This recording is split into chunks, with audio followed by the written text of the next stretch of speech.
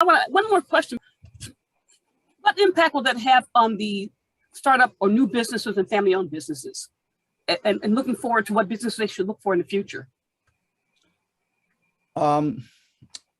Impact for the family business. I think, okay, now from a family business standpoint and from a family office standpoint, okay, I'm talking about single family office, not multi-family offices, okay? So from a family business standpoint, I think one of the most important things is that for the next gen especially, okay, for the next gen is really to, in addition to your hard skills, right? I mean, I get invited to speak in family office summits quite a bit, right? Different places, out by net worth.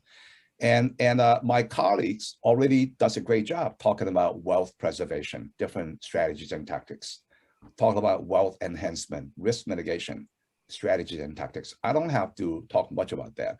If I get invited to speak, which I do, in addition to the soft side, talk about, say, elite family trends or elite investment strategies, I'd be very happy to talk about that from an angel, from a venture capital, from a family office standpoint, because I see quite a bit, correct?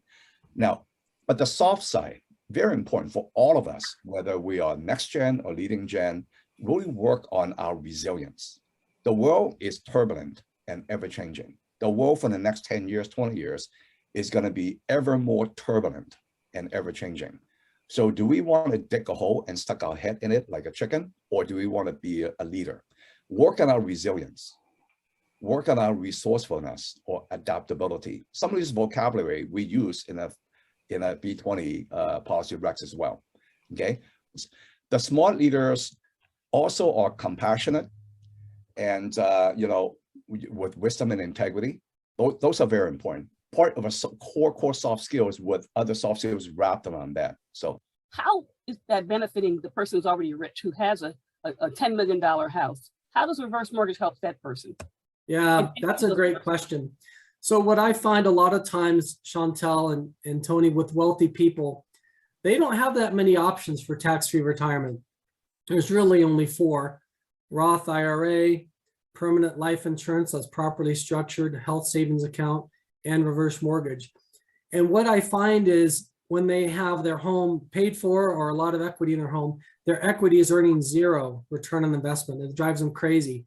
And they can't access their equity without a mandatory monthly mortgage payment, either a HELOC or a monthly payment. So what we do is we help them get a reverse mortgage line of credit where they can access on a $10 million property up to $4 million in home equity. There's no restriction on how they can use their funds. So some people buy a second home, some people help their kids, our grandkids, or help charity. So basically, it's wide open how they can use the money. They might buy a new business or whatever. But the point is they can unlock or unfreeze that equity and use it however they wish. Only restriction they have is they can't purchase an annuity because in effect, they're already annuitizing their home equity, right? They can turn it into monthly payments, line of credit, or they can get a lump sum. So as long as somebody's 55 years or older, they can convert a portion of their equity from their primary residence into tax-free dollars. The other thing that's important to note is these loans are non-recourse loans. And what that means is basically the borrower is shifting responsibility of repayment from themselves to the home. The only recourse the lender has to recover their funds is against the house, not the homeowner. They can really become their own bank, right? So they've got all this equity locked up. Instead of qualifying for this money, once they qualify, they don't need to requalify. So it's very easy to qualify for a reverse mortgage. So now they've got access to all this money, however much it is, 1 to 4 million, we'll say, depending upon the value of the home and the age of the borrower. They can use that money however they wish. The line of credit can function as a reserve fund, has a built-in guaranteed growth rate. The line of credit cannot be frozen, unlike a HELOC. The line of credit cannot be frozen, canceled, reduced, payment demanded. The term of the loan, they can't outlive it. I mean, it's just a beautiful tool, like I said, that's been underutilized and overlooked. And a lot of people have avoided it because reverse mortgages historically have had bad press. Now, what's some other things about reverse mortgages, and what are some of the intended outcomes you expect from reverse mortgages, but particularly high net worth? Yeah, I wrote a book, the Swiss Army Knife Retirement Cash Flow. It's basically 32 stories of how Financial planners and attorneys, definitely, yeah. We can do that as part of the business planning side as opposed to the estate planning side. And we have several attorneys in my corporate strategy group that would be able to work on scaling things up or issuing new equity or selling the company, perhaps selling a portion of the company to maybe a private equity firm or a strategic buyer like a competitor. What about in the cases where someone goes through a divorce and is a business owner? Give us some feedback on that type of issue. Did you ask about a business owner going through a divorce? Yes. All right, well, the key there is that unless the couple is going to continue in business together as partners, which is a very rare circumstance that people want to do that in the case of a divorce, then the essential thing there is to start with a very solid valuation of the company and then find a way to divide up the value of that in a way that the business retains continuity and effective leadership and ownership, even though perhaps part of the value needs to be transferred to the non-participating spouse. But I have worked on those kinds of engagements. What about the issue where there are children involved, and let's say one child has the ability to take over the company and the other kids do not? Do you work in issues? Can you tell us something about that? Yes, we have to deal with that all the time. If there are one or more children who are able to take over the business and take on leadership and ownership roles, a lot of times not all of them can. It's pretty rare that all of the children want to and are able to continue the family business operations.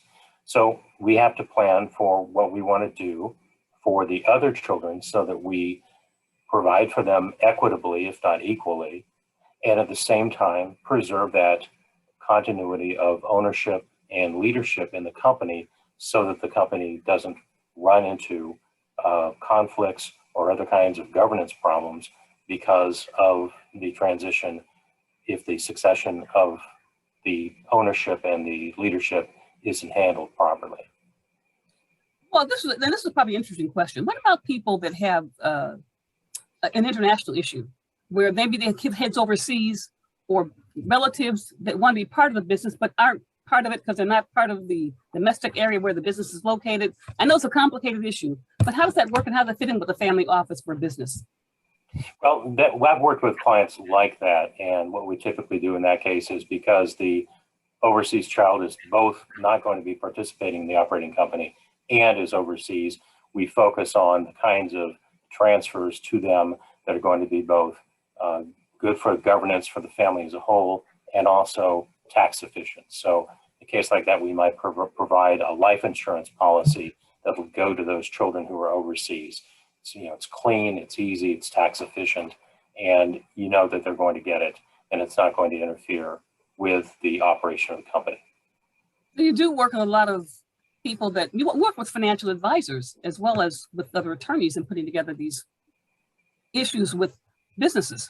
Absolutely. I am a big believer in a multidisciplinary approach. I've given a separate presentation on making sure that the estate plan and the financial plan are properly coordinated. I'm a CFP, but I don't actually use that to do financial planning. I got that mainly so I could work better with my clients' other advisors, understanding their roles and their products and services. And that has paid off pretty well. Because when you're talking about businesses and family business owners, how do you work with getting that next generation together? You have to talk with them, get them all together.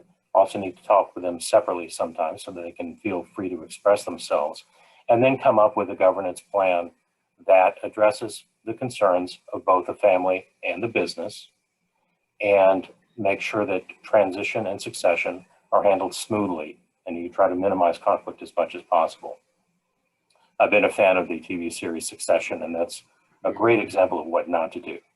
And we encourage our clients to get an appraisal that's aimed for gift and estate tax purposes pretty early in the process if they're thinking about selling their company. And then we do some income tax and estate tax planning transactions, taking advantage of that lower value before things are sort of cleaned up to get the company ready for sale.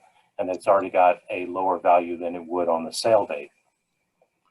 And then we do these kinds of gift and estate tax planning transactions. The tax savings can usually pay for all of the legal fees on the entire transaction for selling the company, and probably several times over. So just to put it in that perspective, it really opens up a lot of eyes and encourages our clients to go ahead and do that planning.